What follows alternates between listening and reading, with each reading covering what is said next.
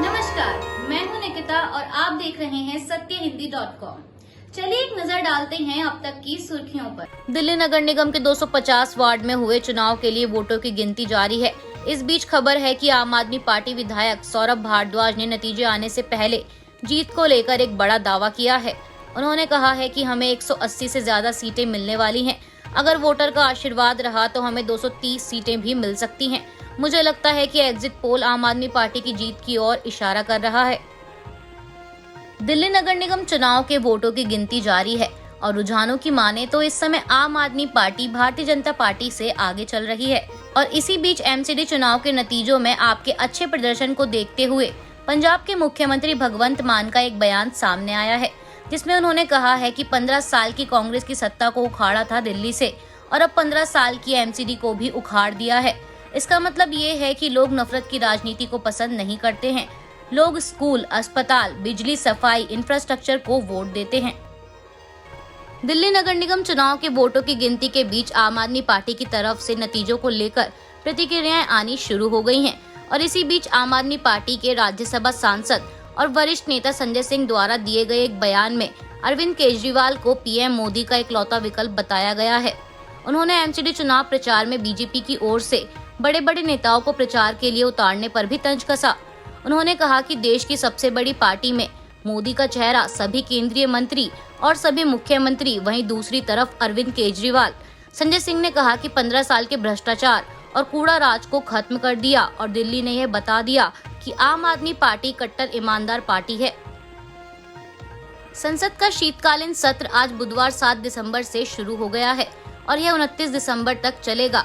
बता दें, उपराष्ट्रपति जगदीप धनखड़ ने आज राज्यसभा के सभापति के रूप में कार्यभार संभाला है और ऐसे में उन्हें बधाई देते हुए पीएम मोदी ने सत्र की शुरुआत करते हुए कहा, मैं इस सदन के साथ साथ राष्ट्र की ओर से सभापति को बधाई देता हूं। आप संघर्षों के बीच जीवन में आगे बढ़ते हुए इस मुकाम पर पहुंचे हैं। यह देश के कई लोगों के लिए प्रेरणा है। आप सदन में इस महती पद की शोभा बढ़ा रहे हैं। इसके साथ ही प्रधानमंत्री ने कहा कि हमारे उपराष्ट्रपति किसान पुत्र हैं और उन्होंने सैनिक स्कूल में पढ़ाई की है। इस प्रकार वह जवानों और किसानों के साथ घनिष्ठ रूप से जुड़े हुए हैं। संसद के शीतकालीन सत्र की शुरुआत हो चुकी है और इस दौरान विपक्ष के नेता मल्लिकार्जुन खड़गे ने आज राज्यसभा के सभापति का पदभार ग्रहण करने वाले देश के उपराष्ट्रपति जगदीप धनखड़ को बधाई देते हुए कहा कि आप भूमिपुत्र हैं। संसदीय परंपराओं को आप बखूबी समझते हैं। राजस्थान विधानसभा और पश्चिम बंगाल के राज्यपाल रहे हैं। पढ़ने लिखने में आपकी रुचि है। आपकी रूपरेखा बेहद बड़ी है। मैं कहना चाहता हूं कि राज्यसभा के संरक्षक के रूप में आपकी भूमिका बाकी भूमिकाओं से काफी बड़ी है। आप जिस आसन पर बैठे हैं उस पर कई गणमान्य लोग बैठ चुके हैं। इसके साथ ही कांग्रेस अध्यक्ष मल्लिकार्जुन खड़गे ने आगे कहा कि मेरे बारे में कोई राय मत बनाना गालिब। मेरा वक्त भी बदलेगा, मेरी राय भी बदलेगी।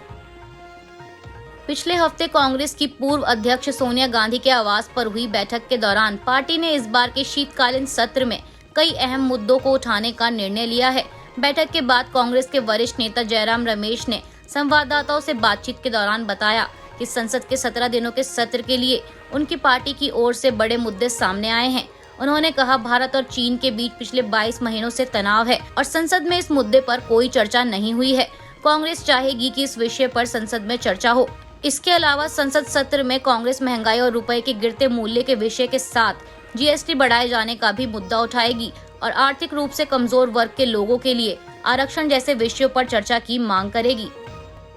पहले ही महंगाई की मार झेल रही आम जनता को आरबीआई की तरफ से एक और झटका मिला है। बता दें, भारतीय रिजर्व बैंक द्वारा मई महीने के बाद अब लगातार 5वीं बार रेपो रेट में बढ़ोतरी की गई है, जिसकी वजह से अब कार और होम लोन के अलावा अन्य सभी लोन भी महंगे हो जाएंगे। आज मॉनेटरी पॉलिसी कमेटी की बैठक के दौरान आरबीआई के गवर्नर शक्तिकांत दास ने रेपो रेट में 35 बेसिस पॉइंट की बढ़ोतरी की घोषणा कर दी है।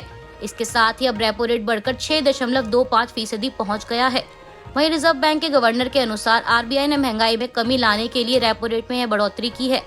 रेपो रेट बढ़ने से होम लोन समेत सभी तरह के लोन महंगे हो जाएंगे, लेकिन फिक्स डिपॉजिट में निवेश करने वालों को इससे फायदा होगा, क्योंकि रिजर्व बैंक के रेपो रेट में वृद्धि के बाद फिक्स डिपॉजिट की दरों में भी बढ़ोतरी की संभावना बढ़ गई है। आज 7 दिसंबर को बांग्लादेश और भारत के बीच ओडीआई सीरीज का दूसरा मैच खेला जा रहा है और दूसरे वनडे में बांग्लादेश की टीम ने टॉस जीतकर पहले बल्लेबाजी करने का फैसला किया। साथ ही बता दें कि बांग्लादेश की टीम के अब तक 3 विकेट गिर चुके हैं। वहीं खबर है कि इंजरी की वजह से इंडियन टीम के कैप्टन रोहित शर्मा मैदान से बाहर चले गए हैं। स्लिप पर कैच पकड़ने के चक्कर में रोहित के हाथ में चोट लगी है और इस कारण उन्हें अस्पताल में भर्ती होना पड़ा। इस वक्त फिलहाल केएल राहुल मैदान में इंडियन टीम के कैप्टन की भूमिका निभा रहे हैं। ओलंपिक सिल्वर मेडल की विजेता मीराबाई चानू ने एक बार फिर देश का सिर गर्व से ऊंचा कर दिया है। उन्होंने वेट लिफ्टिंग वर्ल्ड चैंपियनशिप में 200 किलोग्राम का कुल वजन उठाकर सिल्वर मेडल हासिल किया है। वहीं इस दौरान चीन की वेट लिफ्टर जियांग हुई हुआ ने 206 किलोग्राम का वजन उठाकर गोल्ड मेडल अपने नाम किया। बता दें, वेट लिफ्टिंग वर्ल्ड चैंपियनशिप के दौरान मीरा का सफर आसान नहीं रहा। उन्हें चोट आई थी, लेकिन उन्होंने अपने जज्बे में कोई कमी नहीं आने दी। आज के लिए बस इतना ही। बाकी की खबरों के लिए बने रहिए सत्यहिंदी.com पर।